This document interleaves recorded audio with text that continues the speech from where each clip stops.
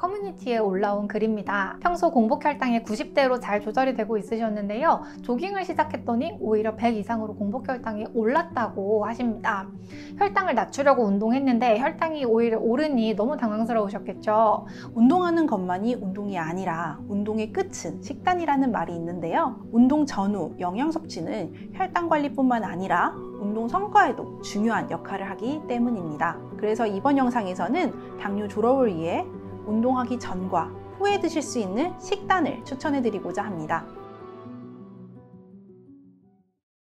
안녕하세요. 당뇨 졸업을 돕는 한의사 박은영입니다. 운동하는 것만이 운동이 아니라 운동의 끝은 식단이라는 말이 있는데요. 운동 전후 영양 섭취는 혈당 관리뿐만 아니라 운동 성과에도 중요한 역할을 하기 때문입니다. 그래서 이번 영상에서는 당뇨 졸업을 위해 운동하기 전과 후에 드실 수 있는 식단을 추천해 드리고자 합니다. 이 영상을 본 이후에는 식단을 통해 더 효율적으로 운동 효과를 보실 수 있기를 바라고요. 당뇨 졸업까지 가실 수 있기를 바랍니다. 운동 전에는 운동할 때 써야 하는 에너지를 충분히 발휘할 수 있는 에너지와 영양소가 풍부한 식단이 필요합니다. 탄수화물은 5, 단백질 3, 지방 2의 비율로 영양 균형이 이루어진 식단이 중요한데요. 특히 혈당을 천천히 올리는 복합 탄수화물이 충분히 포함된다면 금상첨화입니다. 첫 번째 추천드릴 식단은 포케입니다.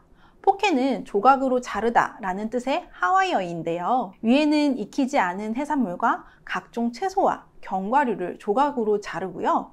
아래에는 밥이나 메밀면과 같은 복합 탄수화물을 담아 먹는 식단입니다. 바다 위에 보드를 타는 서퍼들처럼 에너지 소비가 정말 많은 운동을 하기 전에 하와이 사람들이 먹었던 음식인데요. 포케는 참치와 연어, 닭가슴살, 두부 등 고단백이면서도 저지방 식품을 주 재료로 활용하고 있습니다. 복합 탄수화물로는 현미나 퀴노아, 메밀면을 활용해 볼 수 있는데요. 또 채소로는 아보카도, 시금치, 브로콜리, 해조류를 활용한다면 영양 구성이 아주 훌륭한 한 끼가 완성됩니다. 포케의 장점은 영양 구성이 훌륭하여 혈당을 급격히 상승시키지 않으면서도 포만감은 오래 유지해 줍니다. 생선에는 오메가3 지방산이 풍부해 심혈관 건강에도 도움을 주어 당뇨인의 합병증 예방에도 유리하겠죠. 그리고 복합 탄수화물에는 정제 탄수화물에 비해 소화가 더디면서 혈당을 천천히 올려주게 되어 혈당의 변동성이 극심하지 않게 해주고요. 또한 일정량의 채소도 함께 섭취하기 때문에 운동 전 드셔주시면 에너지가 풍부하면서 혈당은 더 완만하게 올리는 운동 전 훌륭한 식단이 됩니다. 두 번째 추천드리는 식단은 바로 한식입니다. 운동 전에 일반 한식을 먹어도 좋은 이유는 한식에는 기본적으로 복합 탄수화물, 단백질, 그리고 채소들이 균형 있게 포함해 있기 때문입니다. 한식은 쌀밥과 현미밥과 같은 복합 탄수화물이 운동하는 데 필요한 에너지를 지속적으로 공급해 주고요. 또 운동 중 에너지가 급격히 떨어지지 않도록 도와줍니다. 운동 중에 에너지가 잘 떨어지지 않아야 운동의 성과도 더 높일 수 있습니다. 그리고 식이섬유로 김치와 나물, 쌈채소, 된장국에 안에 있는 채소 정도로 보충해 주시면 더 좋겠고요. 이때는 국물이나 염도 높은 반찬은 적당히 조절해서 드시는 것이 좋습니다. 셋째, 사과와 땅콩버터입니다. 식사를 이미 마쳤는데도 약간 허기져서 운동을 위한 에너지 보충이 필요할 때 사과와 땅콩버터를 추천해 드립니다. 과일의 당분은 운동 전 즉각적으로 에너지를 공급하는 데 좋은데요. 사과의 당분을 통해 운동 전에 필요한 에너지를 즉각적으로 공급해 줄 뿐만 아니라 땅콩버터를 같이 드시게 되면 땅콩버터의 지방과 단백질이 에너지를 꾸준히 유지하도록 도와줘서 운동 후 피로감을 줄여줄 수 있습니다. 또한 사과와 땅콩버터는 간편하게 준비할 수 있기 때문에 휴대가 편리해지겠죠? 언제 어디서든 섭취할 수 있는 장점이 있으면서도 혈당도 크게 올리지 않을 수 있습니다. 운동 전 식단뿐만이 아니라 등산처럼 오래 운동을 하시는 경우 운동 중 간식으로 먹기에도 참 좋습니다. 그렇다면 운동 후에는 어떤 음식을 드시는 것이 좋을까요? 운동 후 허기짐을 달래고 근육의 양을 증진시키기 위해서는 먹어야 할 음식, 바로 고단백 음식인데요. 운동 후 단백질 섭취는 인슐린 민감성을 개선하고 혈당을 더 효과적으로 조절하는 데 도움을 줍니다. 2019년에 한 연구에서는 운동 후 고단백 식사를 한 그룹이 운동 후 혈당이 더 안정적으로 유지되었고 근육 회복에 더 빠른 회복을 보였다고 말하는데요. 연구에 따르면 운동하면 근육과 지방세포에서 여러 물질이 방출되는데 그중 하나가 TGF-B2와 같은 단백질입니다. TGF-B2는 운동 후 지방세포에서 방출되는 아디포카인으로 포도당과 지방산 대사를 조절하는 역할을 하는데요. 이 단백질은 포도당과 지방산 대사를 조절하여 에너지 이용을 최적화하고 혈당을 안정시키는 데 도움을 줍니다. 따라서 운동 후 TGF-B2의 효과를 최적화하기 위해서는 운동 후 단백질 섭취가 근육 회복을 돕고 혈당 조절을 더 유리한 몸으로 회복하는 데 도움을 줄 수 있는 것이죠. 간편하게 단백질을 섭취할 수 있는 방법으로는 닭가슴살이나 계란, 두부가 좋고요. 어패류에서도 전복이나 관자, 낙지, 문어 등을 추천해 드립니다. 단, 저녁 8시 이후에 운동을 하셨다면 수면에 영향을 덜 미치기 위해서 가볍게 저당두유나 그릭 요거트, 견과류, 계란류와 같은 단백질을 100g 미만으로 섭취해 주는 것이 좋겠습니다.